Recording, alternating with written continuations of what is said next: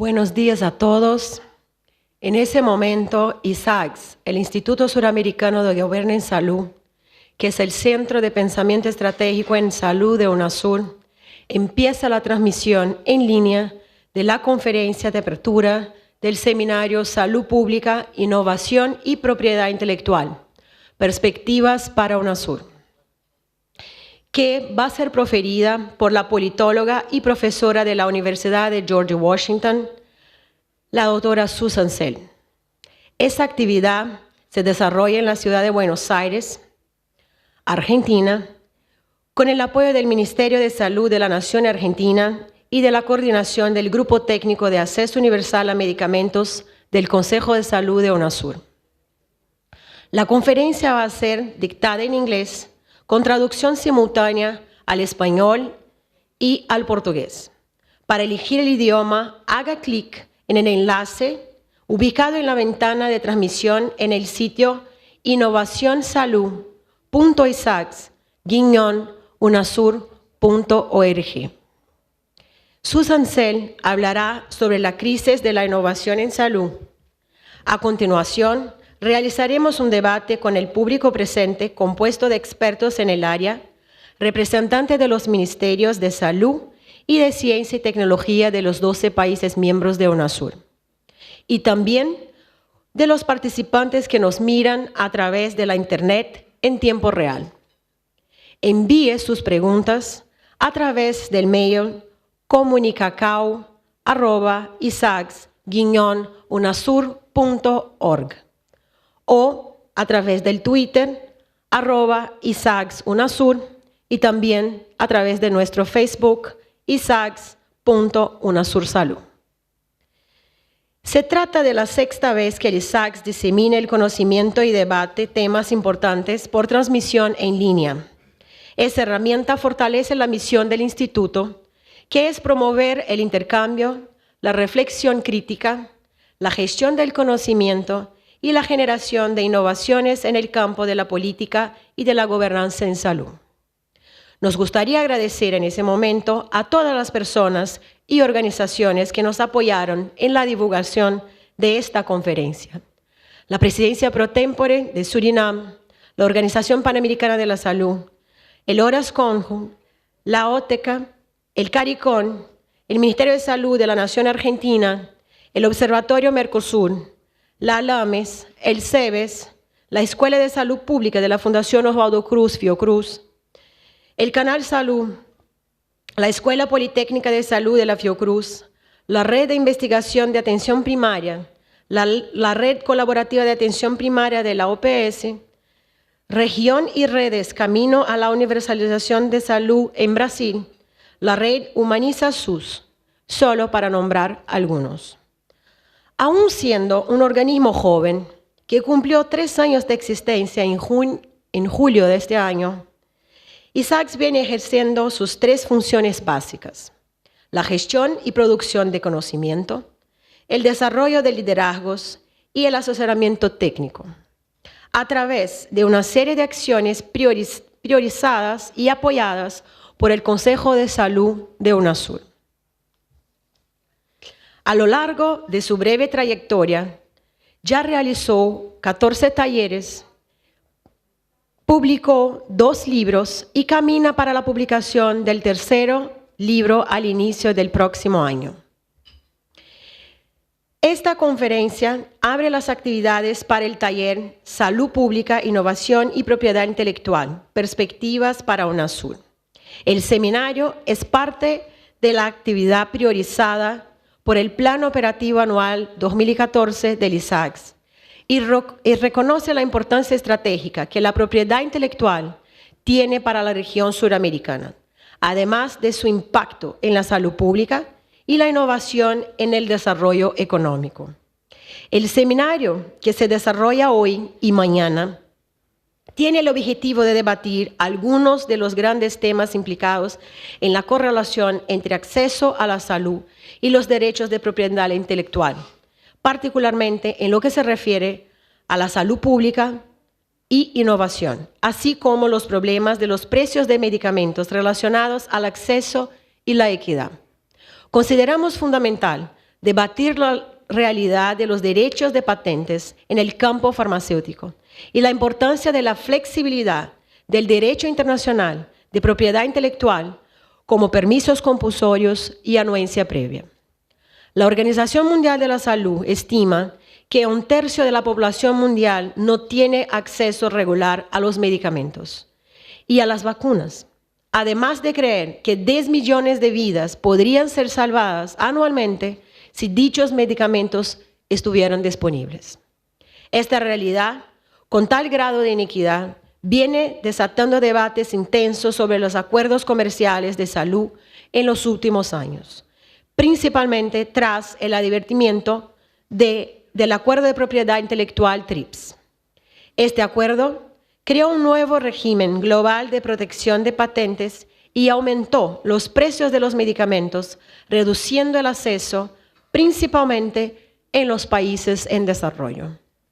Queda clara la existencia de una divergencia paradójica entre el comercio y las políticas de salud. Así es fundamental el análisis permanente del panorama internacional para la toma de decisiones acerca de políticas de salud que atiendan a los sistemas de salud dichos universales, a la vez que la protección de patentes en ese ámbito afecta directamente a los precios de los productos de salud, lo que viene comprometiendo sustancialmente el acceso a ellos. Nuestra conferencista, Susan Sell, es experta en el tema.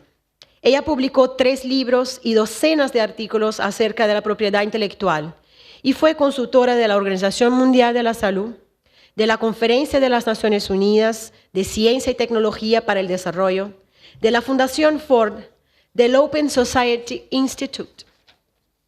Ella también es parte del Consejo de IP Watch, un observatorio independiente que divulga noticias sobre la concepción y la ejecución de políticas internacionales de propiedad intelectual.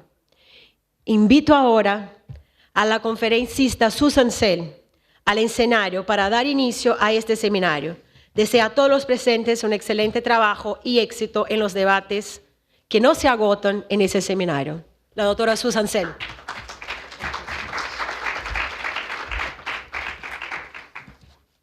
Gracias. Bueno, primero que nada quiero agradecer a los organizadores por invitarme. Es un honor y un privilegio para mí y realmente espero aprender mucho de ustedes durante los próximos días. Por eso, muchísimas gracias. Antes de empezar, quiero simplemente decirles que la propiedad intelectual y la política al respecto es un tema importante. Si pensamos en el término propiedad intelectual, derecho a la propiedad intelectual, tenemos que pensar que los derechos de propiedad intelectual no son derechos naturales, ni tampoco derechos humanos, no es una propiedad realmente, no es como un activo, como un martillo. Estos derechos en realidad son privilegios monopólicos temporales que otorgan los estados con ciertos objetivos políticos. Es decir, la propiedad intelectual, los derechos de IP son muy escasos y son sobre algo también muy escaso. Si uno quiera usar un martillo, no lo puede usar al mismo tiempo que otras cosas. Lo mismo pasa con los derechos intelectuales. Lo voy a usar porque es lo que usa todo el mundo, pero no son derechos y no son una propiedad. Quiero que esto quede muy en claro y me parece que las palabras son importantes, por eso lo quería aclarar. De estos temas voy a hablar hoy, de la propiedad intelectual como política pública, del cambio de foros horizontales, del cambio de foros verticales, también las amenazas para la salud pública. Si ustedes son fanáticos del programa Juego de Tronos, Game of Thrones, yo diría que mi charla tiene que ver con esta idea de que se acerca el invierno. Y después sí quiero hablar sobre algunas opciones que tenemos frente a nosotros a la luz de esta dinámica internacional. Voy a empezar con la propiedad intelectual como política pública. ha habido un cambio, un concepto que cambia en cuanto a lo que es propiedad, autoría e invención. Quiero decirles que estos son privilegios temporales que realmente tienen que estar al servicio de los objetivos de la política. En el Reino Unido, las primeras patentes no eran de inventores, sino que tenían que ver con aquella persona que traía el invento al reino.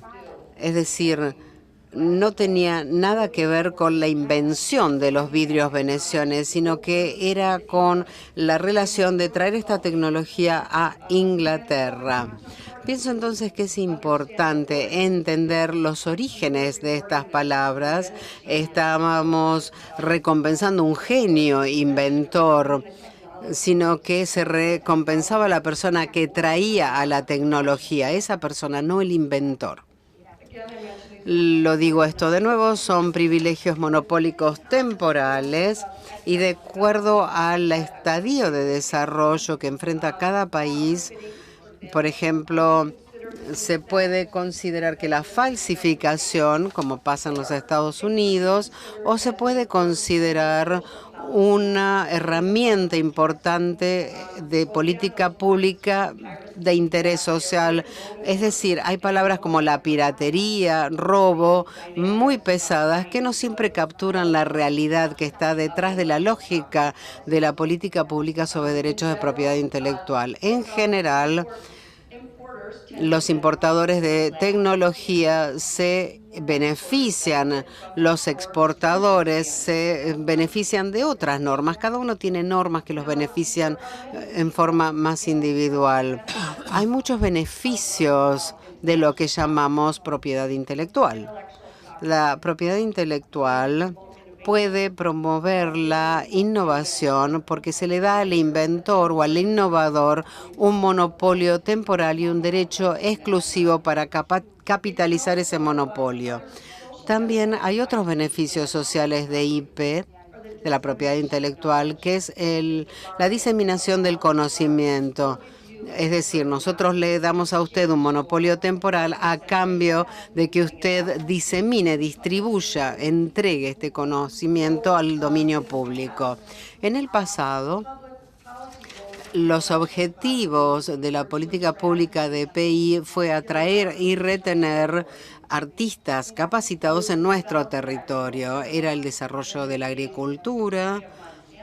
Por ejemplo, hoy en Monsanto es difícil imaginar que los Estados Unidos le da subsidios a universidades como la de Minnesota, donde yo provengo, para distribuir semillas, para entregar semillas gratuitamente, porque el objetivo de la política pública en los Estados Unidos en ese momento era hacer que la gente fuera más hacia el oeste y empezara a producir en esa tierra para poder producir alimentos para una población en crecimiento. Entonces, estos subsidios universitarios fueron establecidos para poder entregar semillas gratuitamente, algo muy distinto a lo que sucede hoy en día. Además, un objetivo de la política pública americana era alentar el alfabetismo. Con el tiempo queríamos que las personas podían leer no solo la Biblia, sino muchas otras cosas para tener una literatura indígena, una tradición cultural a la americana. Entonces Estados Unidos rechazó honrar los derechos de copyright de cualquier autor extranjero y Charles Dickens se molestó mucho por esto, porque en los Estados Unidos, al no honrar los derechos de autor de Charles Dickens en sus libros, lo que hacía era imprimir por 2 peniques un manuscrito que simplemente se copiaba los libros para que estuvieran a disposición de todo el mundo por muy poco dinero y de esta manera se pudiera crear una tradición cultural y literaria. Por eso es que tuvimos una política pública que alentaba el analfabetismo a partir de no reconocer los derechos de autor de extranjeros. Otros objetivos de esta política era dar empleo, promover la salud pública, que todo el mundo en esta sala le preocupa mucho, y también promover la innovación a través del acceso. Cuando hay es una cosa promover la innovación y diseminarla por otro lado. Bueno, esto se perdió, este equilibrio, y nos hemos perdido de este objetivo inicial que tenía la propiedad intelectual en un principio. En un momento voy a detallar un poco más este tema. El tema entonces es ¿por qué pasó esto? ¿Por qué nos perdimos? ¿Por qué este equilibrio se perdió? Y yo les diría que las personas que hacen la política de PI en los Estados Unidos son el poder privado, que son los que manejan el proceso de toma de decisiones en los 70 y en los 80. Estos eran los actores que generaban las políticas sobre PI en los Estados Unidos. Estos eran algunos de los actores más influyentes que estaban más interesados en los beneficios privados que podían obtener de la protección de la PI más que en el equilibrio de la diseminación de estas innovaciones. Estos negocios que se basaban en derechos de propiedad intelectual, además les interesaba proteger estos derechos en otros países, como también le interesaba a Charles Dickens. Y lo que hicieron fue redefinir la propiedad intelectual como un tema comercial y pusieron el énfasis en el beneficio sobre lo que recibían los americanos en cuanto a la creación de empleo, la competitividad y la innovación. En ciencias políticas tenemos este concepto de acción colectiva, y la acción colectiva son pequeños grupos que tienen muchos recursos e intereses concentrados. Aquí, en este caso, en proteger los derechos de propiedad intelectual y que intentan darle forma a las políticas públicas. Tienen más recursos y están muy concentrados y tienen muchísimo interés en los resultados de las políticas. Por el contrario, grandes grupos como los consumidores no pueden movilizarse tanto para tener una acción colectiva porque los costos son altos y los beneficios son difusos. Por eso es que la acción colectiva en general captura la dinámica dentro de los Estados Unidos en los años 70 y los 80, donde el poder privado capturó el proceso de toma de decisiones en cuanto a la propiedad intelectual. Quiero pasar ahora a hablar de quiénes son los actores. Cuando yo era un chico, uno de mis dibujitos preferidos era Tom y Jerry. ¿Por qué Tom y Jerry? Y ahora voy a usar mucho esto. Yo no estoy violando nada aquí porque se usa mucho en Estados Unidos. Uso a Tom y Jerry porque en cada episodio se perseguían unos a otros. No había un equilibrio, nunca terminaban de perseguirse. Y creo que esto captura muy bien el dinamismo y el momento y el movimiento del proceso de la toma de decisiones en cuanto a propiedad intelectual. Es una súper simplificación porque hay un espacio político muy complejo, una historia compleja, pero estos dos animalitos nos van a ayudar a entender la interacción dentro de la toma de decisiones. Tom es el gato. ¿Quién es el gato en mi historia? Bueno, Tom son las asociaciones de industriales, como por ejemplo los fabricantes farmacéuticos americanos, la Asociación de Películas de Estados Unidos, Microsoft, Monsanto, el Ministerio de Comercio de los Estados Unidos, que es el representante del comercio, el USTR, la OCDE, que tiene que ver con el desarrollo, y la OMPI, que tiene que ver con los derechos de propiedad intelectual. Estos son los gatos, estos son los Tom de la historia. ¿Y qué quieren estos actores? Bueno, el objetivo de Tom es mantener derechos de propiedad intelectual escasos. Entonces hay que maximizar esto. ¿Y qué características tiene? Bueno, Tom hay que entender que es más grande, es más fuerte y tiene más recursos. Al decir que es más fuerte, yo lo que quiero decir es que tiene mejores conexiones políticas. Estas son las características de Tom, que está presionando para maximizar las políticas de derechos de propiedad intelectual a nivel global. Ahora, ¿quién es el ratón? ¿Quién es Jerry en esta historia?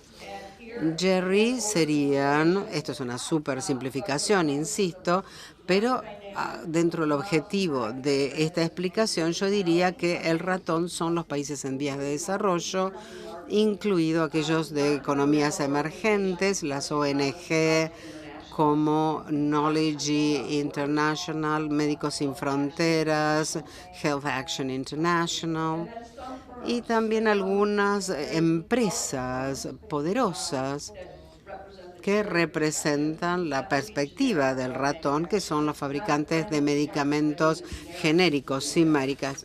Hablo de los genéricos. Los fabricantes de equipos de computación que están interesados en estaciones de clientes para que haya interoperabilidad entre distintas plataformas informáticas, y también las empresas como Google. Si bien su posición está cambiando, a ellos les interesaba también tener una política de derechos de propiedad intelectual abierta. ¿Cuál es el objetivo del ratón, el objetivo de Jerry? Es aumentar el acceso a la propiedad intelectual. Él no quiere que haya un racionamiento de los derechos, quiere mayor acceso. ¿Y cuáles son sus características? Él es más pequeño, el ratón es más pequeño, más débil y tiene menos recursos. Incluso Google, que tiene muchísimos recursos, recientemente se empezó a participar en las actividades de lobbying en Washington. Entraron en esto muy tarde y no han sido actores importantes hasta hace muy poco tiempo. Estas son entonces las características del ratón.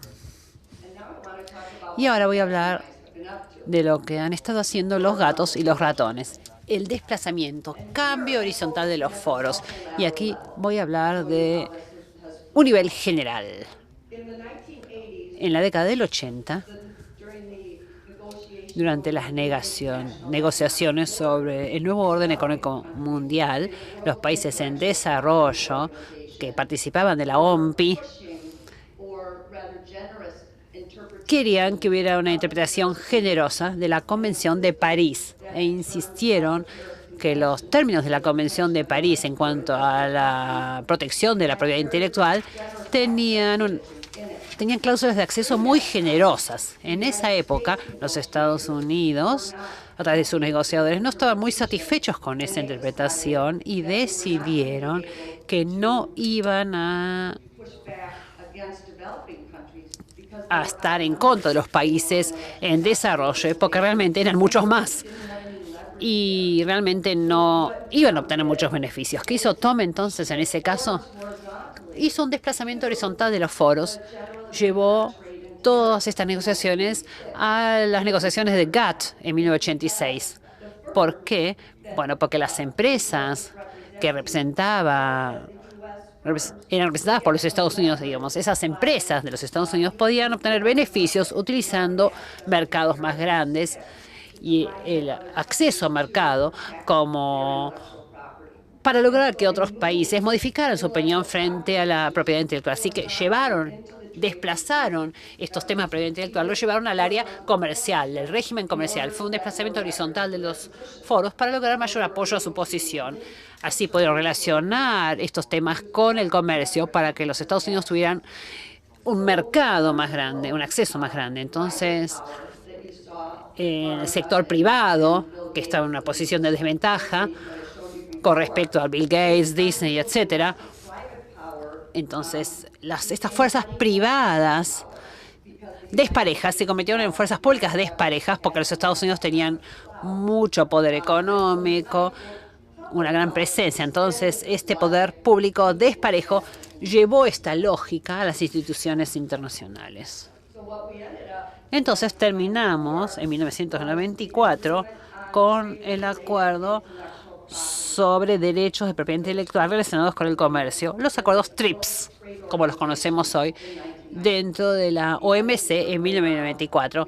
Al final de la ronda Uruguay, bueno, terminamos con un acuerdo de propiedad intelectual que era aplicable, que requería que los estados adoptaran leyes para proteger la propiedad intelectual, que era obligatorio, vinculante, que obligaba a los estados a proteger los productos farmacéuticos por primera vez en muchos países. Y además, lo que se decía era, bueno, si ustedes protegen la propiedad intelectual, nosotros les vamos a ofrecer acceso a los mercados en el área de textiles y agricultura.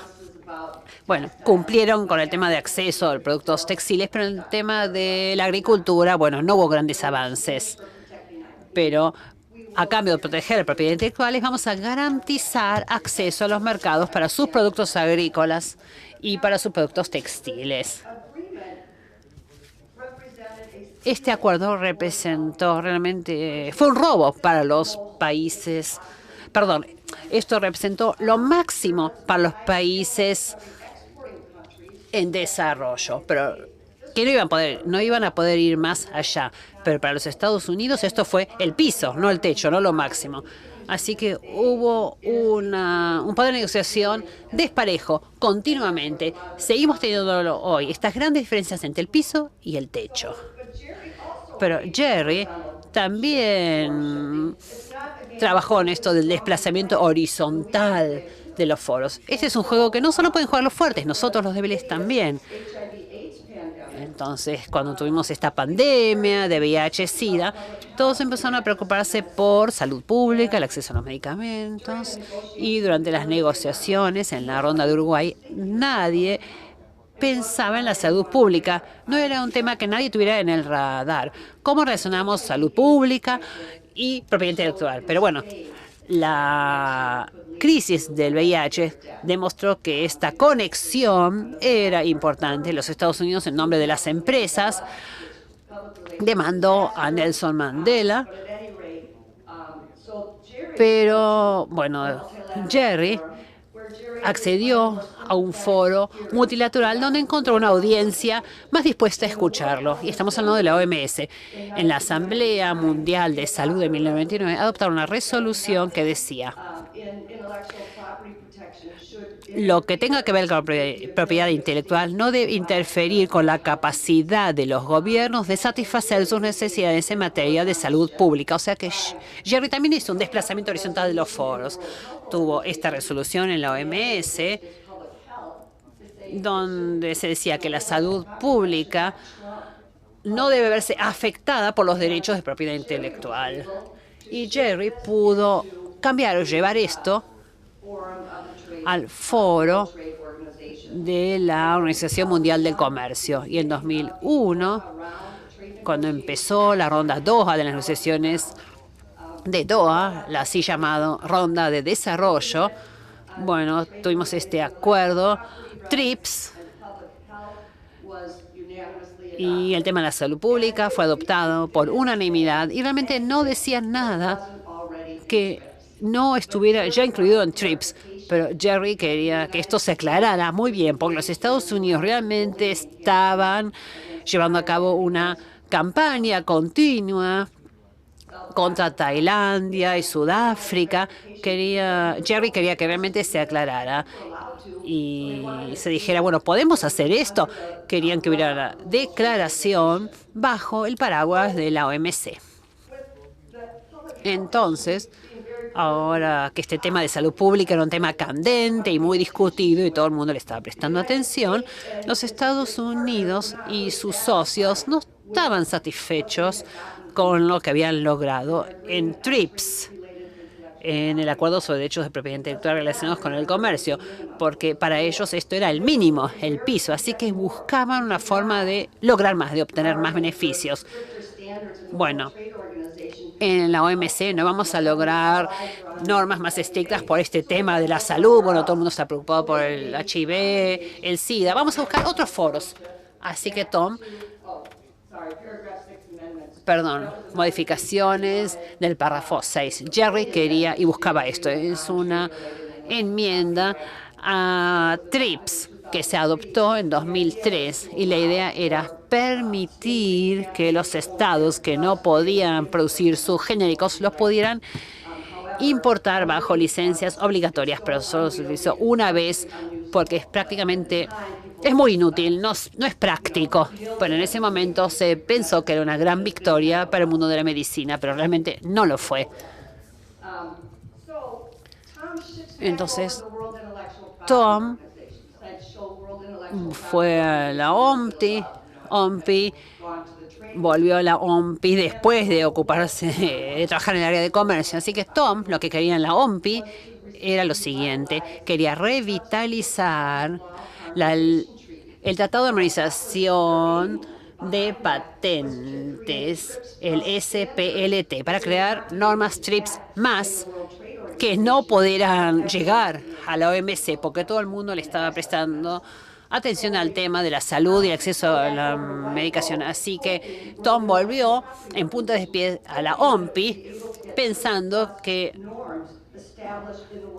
allí quizás lograría que se establecieran normas TRIPS Plus dentro de la OMPI. O sea, volvieron a un foro que pensaron que iba a tener más en cuenta sus preocupaciones en temas. Sin embargo, los países en desarrollo tampoco se habían quedado descansando en este tema y le habían estado prestando atención. Entonces, cuando los Estados Unidos y sus socios quisieron revitalizar estas negociaciones, los países en desarrollo dijeron: nos negamos a discutir o a debatir este tratado sobre patentes a menos que la OMPI se ocupe de los temas de desarrollo, porque se estaban dando cuenta que la propiedad intelectual tenía consecuencias importantes en el sector de salud. Querían que se tuvieran en cuenta sus intereses. Los Estados Unidos lanzaron una advertencia, le dijeron a la OMPI que no ejerciera demasiado presión, porque ustedes no son una organización de desarrollo, les dijeron. Y esto llevó a que Jerry insistiera en una agenda de desarrollo dentro de la OMPI. Entonces se presentó esta agenda en 2004, una agenda de desarrollo que no hablaba de la ley de patentes. Se estaba hablando de una agenda de desarrollo, se presentó en el 2004, representó a algunos países en desarrollo, entre ellos Egipto, y se adoptó en 2007. Y esto demuestra que incluso las partes más débiles pueden llevar a cabo un desplazamiento de foros horizontal para encontrar una atmósfera más positiva y lograr mejores avances con respecto a sus proyectos. Pero esto llevó a otra dinámica, que es el desplazamiento vertical de los foros. Y aquí es donde vemos a Tom y Jerry persiguiéndose continuamente. Antes los vimos en forma horizontal, pero ahora es una persecución vertical. Ahora vamos a hablar del cambio de foros a nivel vertical. Y 2 semanas después de que la OMPI adoptara la agenda de desarrollo, que no le gustaba demasiado a los Estados Unidos, la Oficina del Representante del Congreso de los Estados Unidos, la Comisión Europea y el Ministerio de Relaciones Exteriores de Japón anunciaron que iban a buscar un acuerdo internacional de propiedad intelectual, de aplicación de los derechos de propiedad intelectual. Ahora, este desplazamiento vertical de los foros, bueno, Jerry sacó a Tom de la OMPI, y en el desplazamiento vertical, bueno, lo utilizan los estados poderosos cuyos intereses vitales están en juego y cuya posición sobre diferentes temas es muy diferente de la mayoría de los otros países. Y esto lo vemos en el desplazamiento vertical de foros. Entonces acá vemos a Tom, que participa en negociaciones multilaterales con el acuerdo comercial contra la falsificación y las TPP. Después vamos a hablar de eso en detalle. Acá tenemos este desplazamiento vertical de los foros y Jerry en general tiene mejores resultados a nivel multilateral. Y acá voy a utilizar la agenda de la OMPI y la Agenda de Desarrollo. Como ejemplo, Jerry quería llevar a Tom a un entorno multilateral, trabajando con ACTA, TPP y TTIP en esos foros. Bueno, las siglas realmente me cuestan, pero vivo en Washington y solamente usamos siglas, así que a veces me cuesta decir las palabras. TPP es Alianza Transpacífica. Por supuesto, tenemos diferentes tipos de acuerdos. El NAFTA, el Acuerdo de Libre Comercio de los Estados Unidos. Tenemos muchos acuerdos bilaterales con la Unión Europea. Los Estados Unidos tiene muchos acuerdos de libre comercio con muchos países y también tenemos acuerdos unilaterales en esas.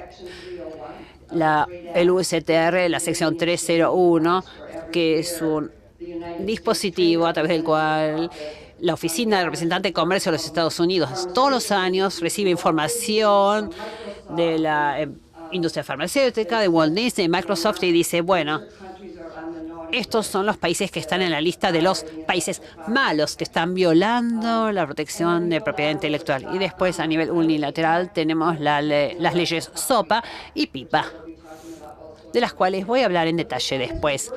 Pero el tema es que con este desplazamiento vertical de los foros, bueno, esto favorece a los más fuertes, a Tom, a los gatos, por eso les gusta.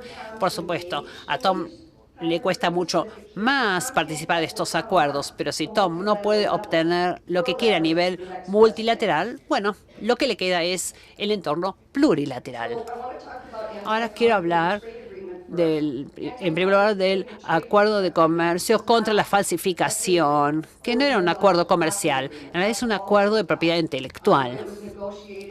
Se negoció en secreto y el acuerdo tenía que ver con la aplicación digital, con aplicar los derechos de propiedad intelectual en el mundo digital. A veces se incluyeron o se quería incluir algunos temas de medicamentos, pero este acuerdo tenía que ver básicamente con lo que pasó en el mundo digital. En la Oficina del Representante de Comercio de los Estados Unidos hay 600 asesores que tienen acceso a todos los textos. Negocian los textos y tienen acceso a los mismos, ayudan a definirnos, pero estos 600 personas representan el mismo grupo que les mostré antes, los dueños de la propiedad intelectual.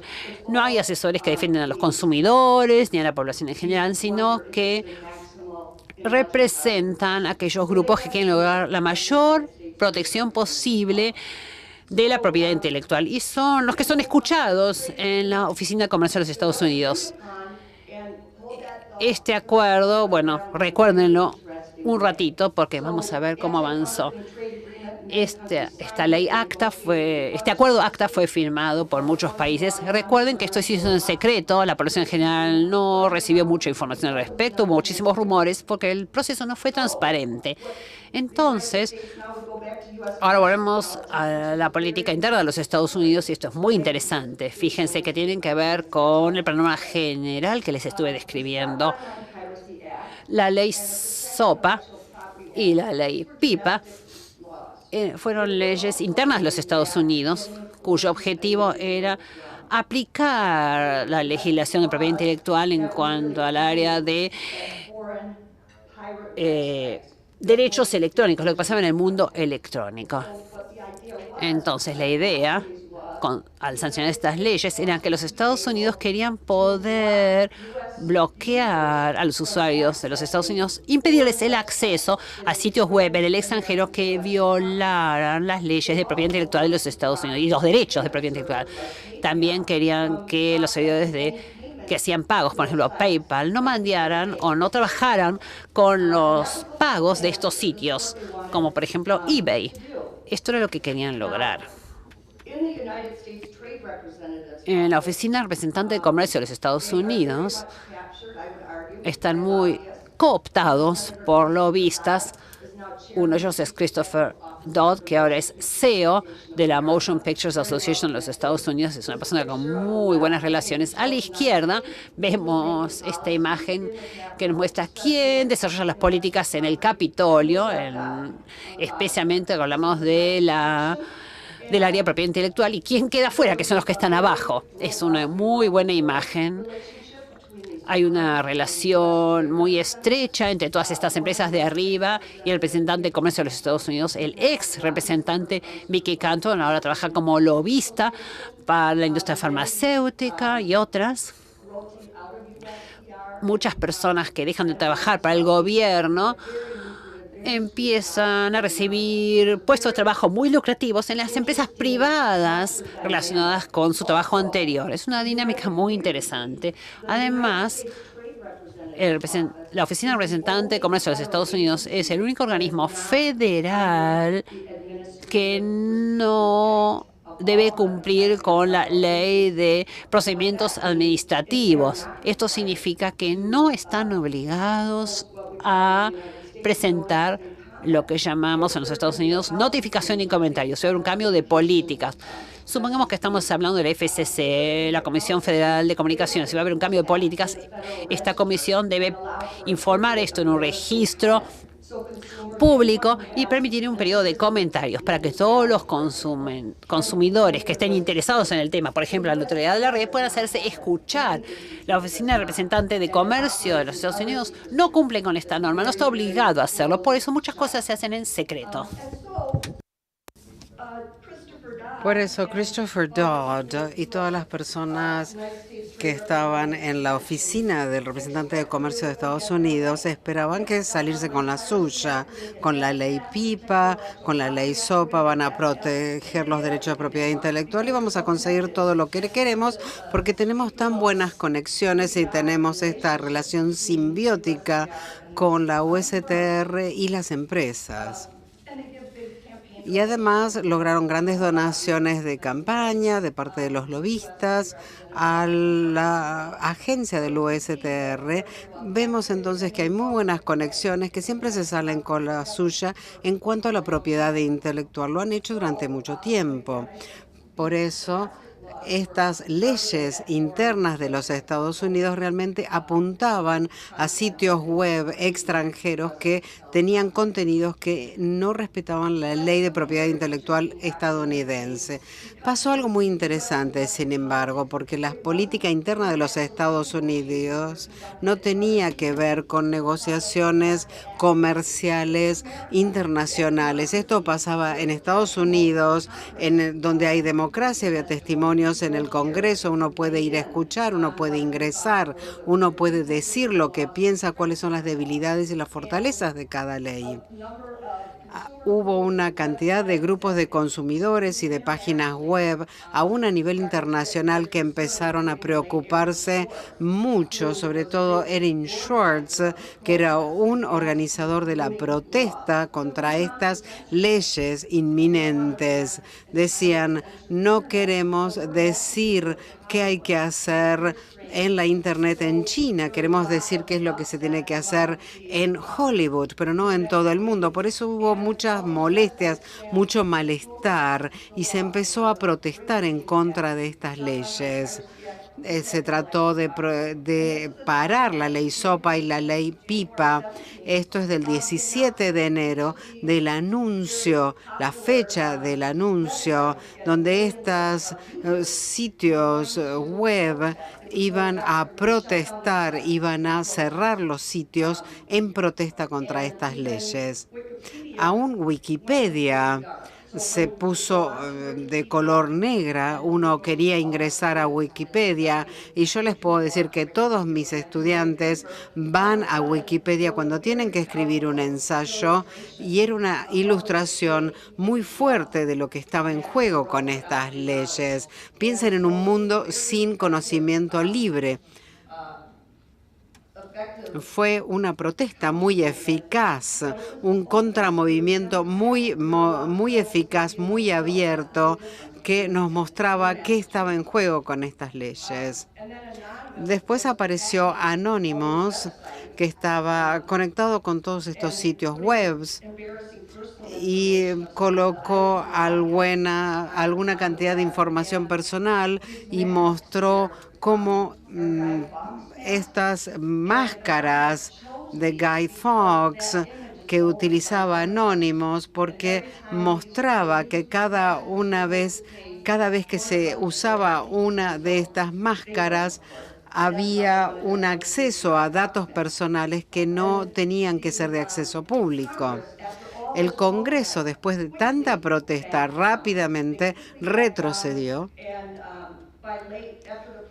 Y después de las protestas, para fines de enero de 2012, las leyes estaban muertas. No fueron leyes que se podían aplicarse, porque esto estaba tratando de aplicar lo mismo que ACTA. Y pasó algo muy interesante, porque los europeos estaban observando todo esto y decían, Estados Unidos, la gente que defiende o que quiere aplicar sus derechos de propiedad en los Estados Unidos está queriendo salir con la suya. Entonces nosotros también tendríamos que hacer lo mismo y movilizarnos en contra de ACTA. Se generó toda una dinámica que se produjo a nivel plurilateral en contra de ACTA.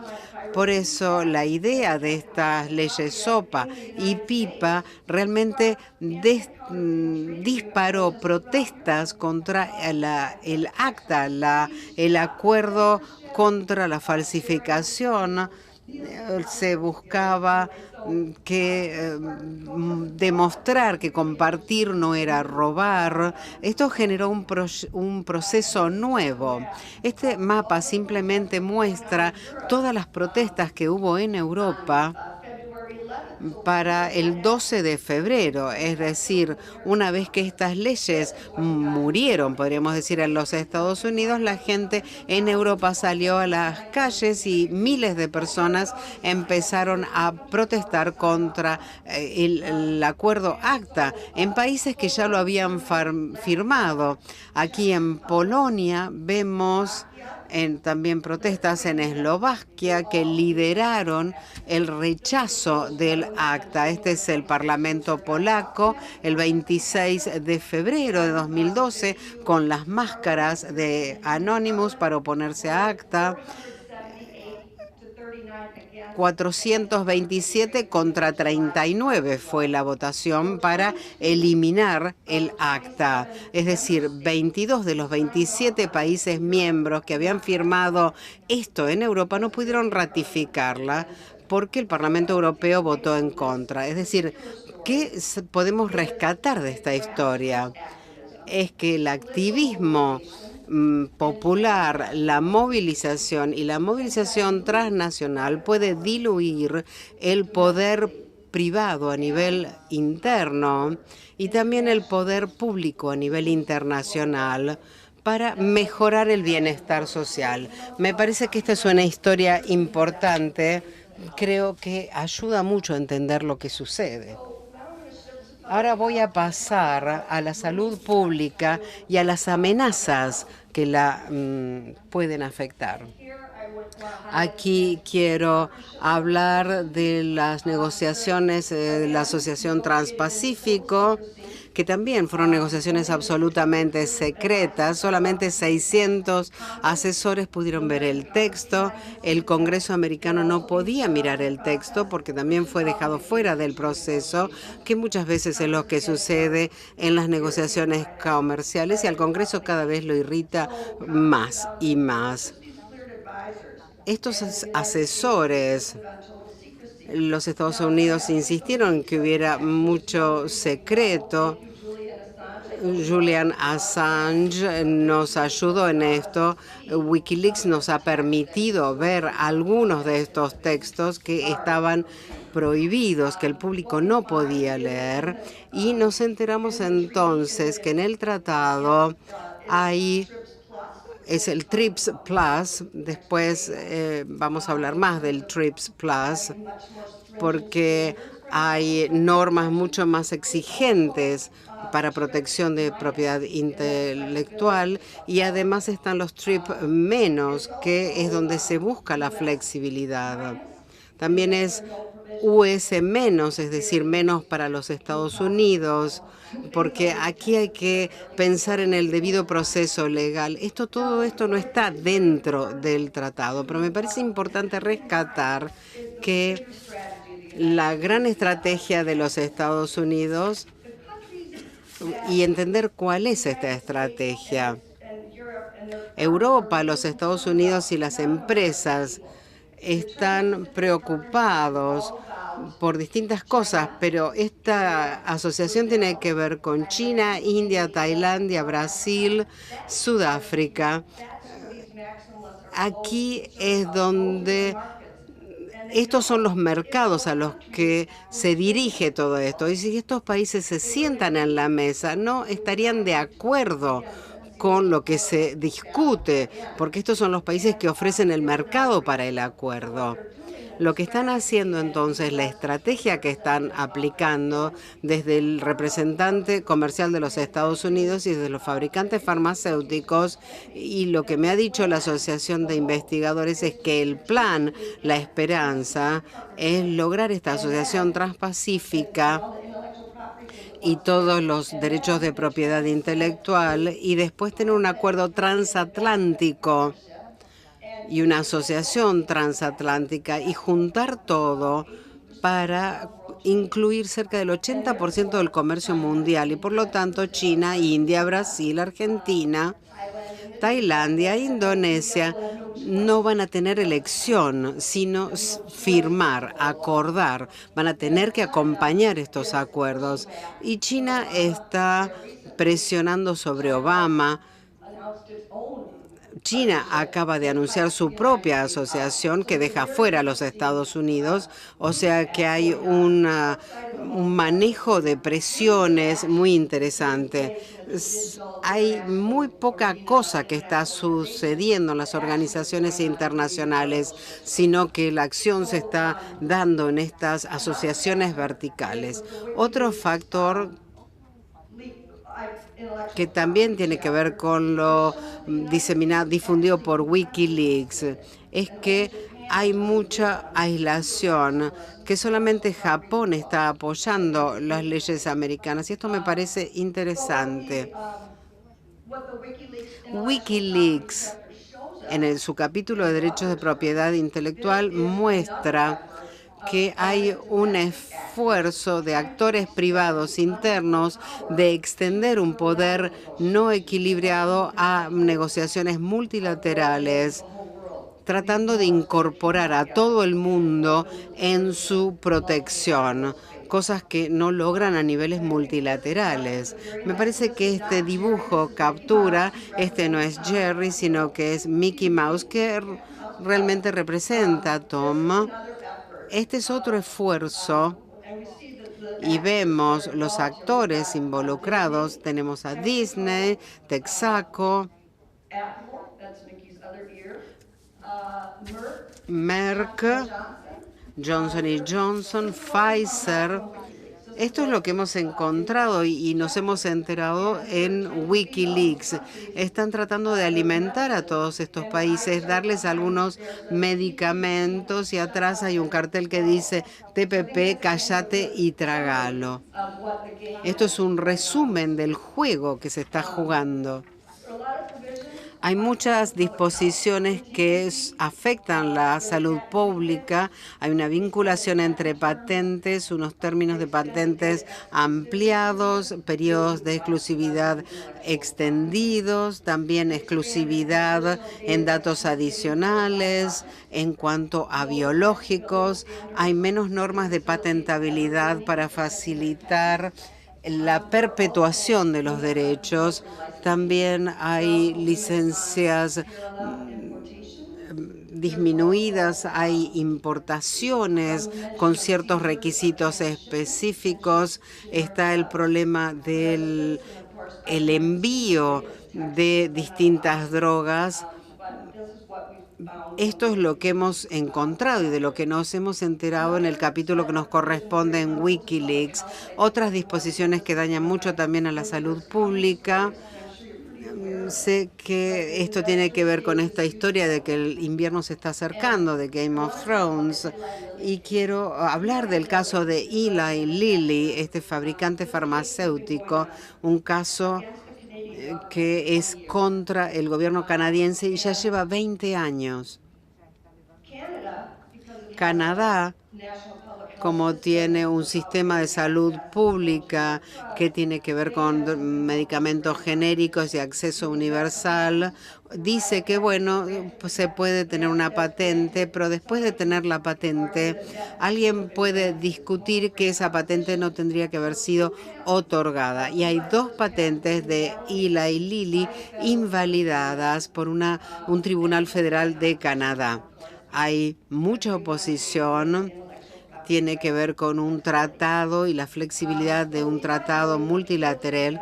Eli Lilly apeló a la Corte en Canadá y la Corte Suprema de Canadá también se apeló allí. Y las cortes decidieron que las 2 patentes no respetan las normas de patentabilidad. Hubo una disposición que tiene que ver con un tratado americano y Eli Lilly, después de lo que pasó en la Corte Suprema de Canadá, decidió seguir con esta disputa y le pidió al gobierno canadiense $500 millones. Si esto tiene éxito, como están reclamando los derechos de inversor que Eli Lilly dice que fueron violados, de acuerdo a las políticas de patentes canadienses, nos tienen que pagar a nosotros, a la empresa, $500 millones como compensación porque las políticas canadienses en salud pública violan los derechos de los inversores. Este mecanismo se expande a los derechos corporativos y realmente desafía las políticas gubernamentales. Y si llegan a tener éxito, Lilly va a haber encontrado un mecanismo para pasar por encima de la Corte Suprema de Canadá y hacer que el gobierno canadiense deba pagarles $500 millones. Esto sería un daño terrible para el sistema público, el sistema de salud público. Y si además tiene éxito, esto se esparciría y se reclamarían los derechos de inversores en todo el mundo. Esto es muy importante para la salud pública porque las farmacéuticas están observando qué pasa. Es la primera vez que un tema así se lleva a la ISDS. Y si llegan a ganar, van a abrir una ventana muy seria que va a afectar mucho a las leyes que se aplican, las normas que se aplican en otros países. Hubo ciertas filtraciones y Canadá ahora está reclamando, a partir de un acuerdo europeo-canadiense que tiene que ver con este ISDS, que las decisiones de los tribunales estén separadas de estos reclamos de inversores para poder reforzar la salud pública. Pasa algo similar con el medio ambiente, porque también hay casos que tienen que ver con los derechos de inversores. Y estas resoluciones de estos casos en Europa, en la Comisión Europea, creo que la Comisión también está tratando de reasegurar a los europeos diciendo, bueno, no vamos a apoyar a los inversores en estos reclamos, pero es un debate muy vivo que hay en Europa en estos momentos y me parece que es algo que debemos observar. Además, creo que ustedes conocen este caso de Philip Morris, que también dice que se han violado los derechos de inversor porque en Australia y en Uruguay no se pueden utilizar los mismos paquetes. Entonces aquí las corporaciones pueden reclamar a los contribuyentes que los compensen por normas que disminuyen su beneficio futuro esperado, es decir, pueden hacer un bypass sobre los tribunales internos domésticos y pueden generar un tribunal de 3 abogados privados y no hay derecho de apelación. Tengo que volver una diapositiva para atrás. Esto es interesante. Estos son los niveles de oposición en los países mientras están negociando el capítulo de los derechos de propiedad secretos en el TPP. Si ven la línea de arriba, ven Canadá y pasan 1, 2, 3, 4 casillas, van a ver que el más oscuro en Canadá tiene que ver con las patentes. Esto es por el caso de Eli Lilly. Es una manera muy interesante de mapear dónde se están presentando los casos. Esto tiene que ver con el capítulo de Wikileaks, que fue muy bueno porque pudo identificar quién estaba discutiendo qué. Pueden ver que el caso de Eli Lilly tiene mucho que ver con lo que está haciendo Canadá. ¿Cuáles son las opciones? Esta idea de que el invierno se nos avecina. Carlos Correa, que no está aquí, ofrece guías para examinar las patentes farmacéuticas, desarrollando una perspectiva de la salud pública. Esto es del 2007, de enero. Es muy interesante y lo puse en la diapositiva porque cuando hablaba con uno de estos asesores de la industria farmacéutica y le pregunté qué es lo más peligroso para el programa de ustedes y ellos dijeron este trabajo. Por eso me pareció que era importante mostrarlo, porque esto es lo que están discutiendo y tratando de evitar en todos lados. Esto es lo que las farmacéuticas consideran una gran amenaza, porque muchos países están adoptando estas guías. Esta es aquello que las farmacéuticas no quieren. Hay otras opciones de políticas internas que se pueden adoptar para proteger la salud pública y la seguridad del medio ambiente y los consumidores. Esto creo que no se ha trabajado suficiente, pero hay leyes de competencia que impiden los abusos de los monopolios. Esto puede ser una manera muy importante de combatir lo que sucede. También está lo que hemos visto a través del ACTA, que a veces la movilización política que vimos con la ley SOPA, la ley PIPA y otras leyes pueden diluir el poder privado a nivel interno, pueden ayudar a diluir el poder privado a nivel internacional para promover el bienestar global. Y finalmente creo que sería interesante que sepan, bueno, estos son ejemplos donde estamos utilizando la movilización activa.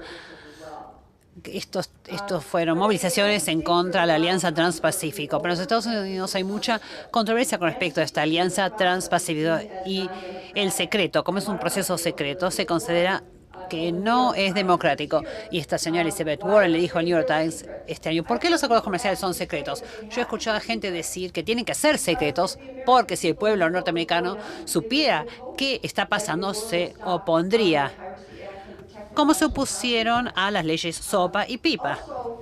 También hay cambios interesantes en este momento, incluso aunque los republicanos quieren y ganaron las elecciones recientes, hay muchas divisiones dentro del gobierno republicano.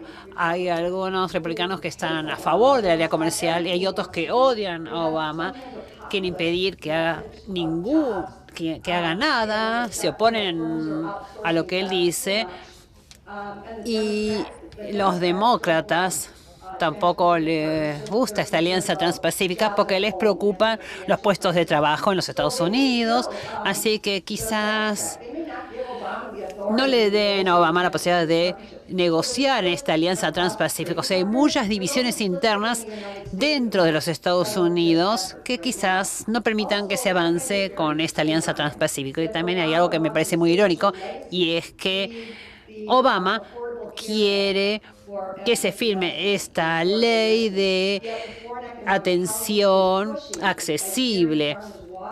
y está trabajando de alguna manera a favor de las empresas farmacéuticas para que lo apoyen en esta ley de atención en salud pública para todos, pero no está obteniendo este objetivo. O sea, creo que hay muchas divisiones internas que podrían ser explotadas para reducir el entusiasmo a favor de esta alianza transpacífica, dentro de los Estados Unidos por lo menos. Entonces, gatos y ratones, ¿qué va a pasar en el futuro? ¿Va a seguir habiendo conflicto como desde hace mucho tiempo? ¿Habrá quizás coexistencia pacífica o participación o colaboración creativa? Quizás se reduzcan o se eliminen todas estas resoluciones de disputas entre estados inversores o quizás haya un retiro estratégico. Y creo que en el caso de China, esto de ofrecer una alternativa a esta alianza transpacífica, bueno, demuestra que China se está alejando un poco de este orden impuesto por los Estados Unidos y muestra que hay países que quieren hacer cosas diferentes, que tienen políticas diferentes entonces también que los Estados Unidos. Y consecuencias para la gobernanza, tenemos esta dinámica recursiva, un espacio de política donde hay muchos debates y discusiones en el tiempo y en el espacio.